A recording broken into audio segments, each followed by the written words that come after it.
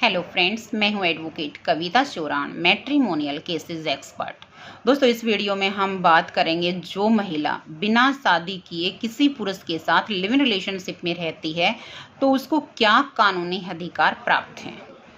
दोस्तों, जो महिला बिना शादी किए किसी पुरुष के साथ लिव इन रिलेशनशिप में रहती है उसको कभी पत्नी का दर्जा नहीं मिलता, यानी वो महिला उस पुरुष की पत्नी नहीं हो सकती। उदाहरण के तौर पर जैसे पुराने ज़माने में जाती हूँ मैं, पुराने ज़माने में राजा महाराजा हुआ करते थे।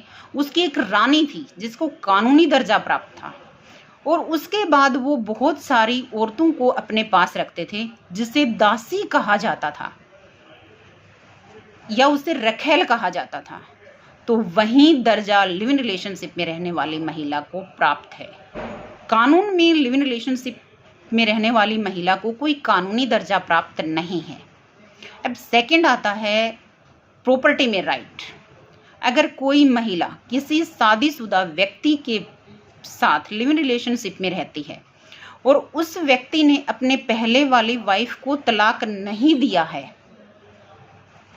और बीच में उस व्यक्ति की डेथ हो जाती है, तो जो महिला लिव इन रिलेशनशिप में रहती है तो क्या उस महिला को उस व्यक्ति की प्रॉपर्टी में से हिस्सा मिलेगा?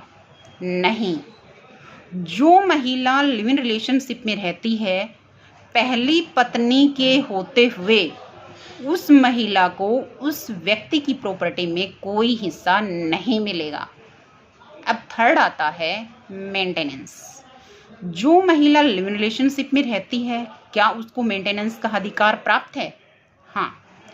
जो महिला लिव इन रिलेशनशिप में लंबे समय तक रहती है उसको मेंटेनेंस का अधिकार प्राप्त है।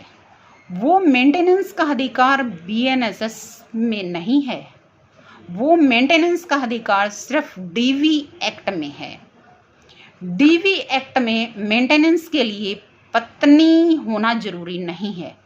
डीवी एक्ट में मेंटेनेंस के लिए डोमेस्टिक रिलेशन होना जरूरी है और डोमेस्टिक रिलेशन लंबे समय तक होना जरूरी है।